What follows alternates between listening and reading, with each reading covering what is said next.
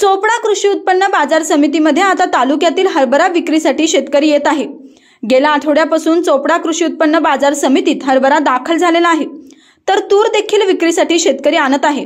तुरीला 9.5 ते 10 हजारापर्यंत भाव मिळत आहे, तर हरभरा देखील 10 हजाराच्या वरती भाव मिळत आहे।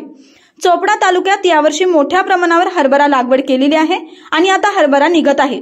येणाऱ्या काळामध्ये अजून हरभऱ्याची आवक वाढण्याची शक्यता असल्याचे सभापती नरेंद्र पाटील यांनी सांगितले।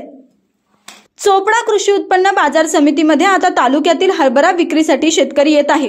गेल्या आठवड्यापासून चोपडा कृषी उत्पन्न बाजार समितीत हरभरा दाखल झालेला आहे, तर तूर देखील विक्रीसाठी शेतकरी आणत आहे। तुरीला 9.5 ते 10 हजारापर्यंत भाव मिळत आहे, तर हरभरा देखील 10 हजाराच्या वरती भाव मिळत आहे। चोपडा तालुक्यात यावर्षी मोठ्या प्रमाणावर हरभरा लागवड केलेली आहे आणि आता हरभरा निघत आहे। येणाऱ्या काळामध्ये अजून हरभऱ्याची आवक वाढण्याची शक्यता असल्याचे सभापती नरेंद्र पाटील यांनी सांगितले। चोपडा कृषी उत्पन्न बाजार समितीमध्ये आता तालुक्यातील हरभरा विक्रीसाठी शेतकरी येत आहे। गेल्या आठवड्यापासून चोपडा कृषी उत्पन्न बाजार समितीत हरभरा दाखल झालेला आहे, तर तूर देखील विक्रीसाठी शेतकरी आणत आहे। तुरीला 9.5 ते 10 हजारापर्यंत भाव मिळत आहे, तर हरभरा देखील 10 हजाराच्या वरती भाव मिळत आहे।